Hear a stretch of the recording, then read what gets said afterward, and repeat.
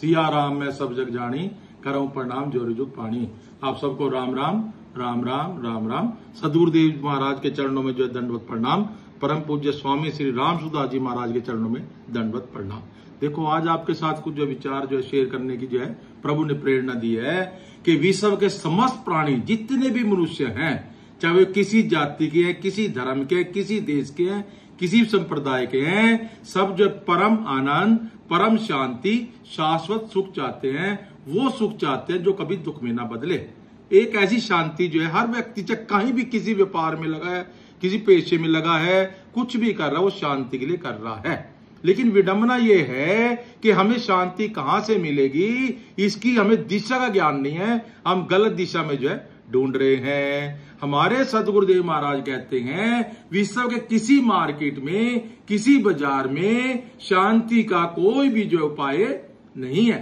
शांति जब भी मिलेगी, आनंद जब भी मिलेगा, वो सत्संग से, भजन से, अपने ग्रंथों के स्वाध्याय से, संतों के संग से जो है मिलेगी। लेकिन इसमें भी क्या है कि काफी बार जो हम क्या होते हैं कि हम 2 4 5 सीढ़ियों पर चढ़ते हैं, फिर दुबाकर फिसल कर जो है गिर जाते हैं। जो व्यक्ति जो है लौकिक दृष्टि से जो है पदार्थों को इकट्ठा करते हैं, वो तो शांत रह नहीं सकते। लेकिन जो दूसरा उपाय करते हैं आध्यात्मिक दृष्टि से कि भजन और सत्संग करके शांति प्राप्त करना चाहते हैं, उनसे भी क्या भूल होती है कि साधन के साथ साथ असाधन जो है करते रहते हैं। सत्संग के साथ साथ विषयों का चिंतन जो है करते रहते हैं।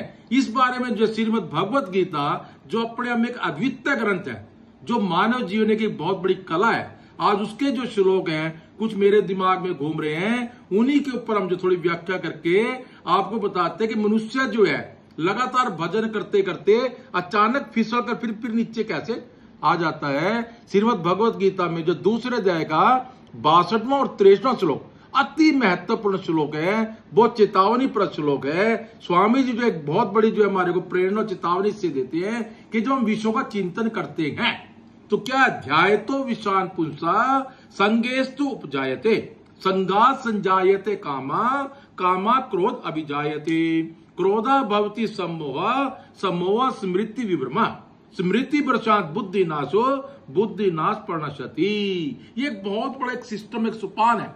क्या होता है, हमें से भूल क्या होती है कि हम पहले किसी न किसी विषय का चिंतन करते हैं। जैसे आजकल जो मोबाइल का युग है, बच्चे जो है मोबाइल पर बहुत बड़े बड़े अच्छे से अच्छे मोबाइल देखते हैं, लगातार चिंतन करते हैं कि ये मोटरसाइकिल बहुत अच्छी है, ये मोबाइल बहुत अच्छा है, ये कार बहुत अच्छी है। जब किसी चीज का हम चिंतन करेंगे तो उसकी कामना हो जाएगी, अत्यंत कामना हो जाती है, ये चीज मेरे को हर हालत में मिलनी ही चाहिए। लगातार बच्चे घट करते हैं कि चीज मेरे को मिलनी ही चाहिए। जब कामना हो जाती है तो कामना में अगर कोई बाधा डालता है, माँ बाप मजबूर है, इतने पैसे का मोबाइल नहीं दिवा सकते कारणी, तो कामना में बाधा डालने से क्रोध उत्पन्न होता है। और अगर बाय चांस कामना उत्पन्न जो पूरी भी हो गई तो उससे एक लोभ उत्पन्न हो जाता है। एक कामना के बाद दूसरी कामना, दूसरी कामना के बाद तीसरी कामना। कामनाओं से किसी को भी कभी शांति नहीं मिलती, ना आज तक कभी किसी कामना जो पूरी हुई है। तो कामना पूरी हो गई, लोभ, और कामना में अगर किसी ने बाधा डाल दी, मजबूरी बता दी, तो क्रोध जो उत्पन्न हो जाता है। और क्रोध से क्या होता है कि मोह उत्पन्न हो जाता है। मोह में क्या होता है, आदमी को पता नहीं क्या करना है और क्या नहीं करना है, और वो भूल जाता है कि मैं कौन हूं, मेरा कर्तव्य क्या है। स्मृति जो है नाश जो है हो जाती है, और जो स्मृति नाश हो जाएगी तो आदमी क्या बुद्धि का नाश हो जाएगा, और बुद्धि के नाश से आदमी का पतन हो जाता है। घर में, परिवार में, समाज में, सभाओं में अचानक जब क्रोध की अग्नि भड़कती है तो वर्षों वर्षों के जो संबंध हैं टूट जाते हैं, सद्भावनाएं जो है टूट जाती हैं। और परम श्रद्धेय स्वामी जी महाराज कहते हैं कि इस पतन होने में जैसे अचानक बिजली का हमने बटन जो ऑन किया और बिजली आ गई, यानी कि पतन होने में सेकंड्स का समय लगता है। अचानक एकदम जो चिंतन किया, कामना उत्पन्न हुई, क्रोध आया, बुद्धि का नाश हुआ और व्यक्ति का पतन हो गया।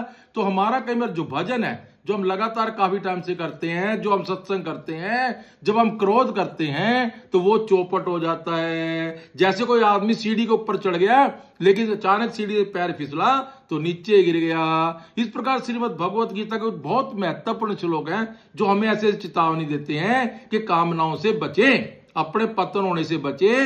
और हम जो लगातार सत्संग और भजन में सावधान नहीं, देखो सत्संग है, हम लगातार सावधान रखें, साधना करें। साधन हर व्यक्ति कहीं ना कहीं किसी ना कुछ रूप में करता है, लेकिन वो असाधन भी करता है, तभी साधन का पूरा फल नहीं मिलता। तो आगे आने वाले दिनों में भी हम कोशिश करेंगे कि श्रीमद् भगवत गीता कुछ बहुत महत्वपूर्ण श्लोक जो है उनके ऊपर थोड़ी थोड़ी जो हम चर्चा करेंगे, ताकि जो हमारा जीवन में जो है परम आनंद, परम शांति आ जाए। जय जय राम, जय जय राम, जय जय राम, जय जय राम।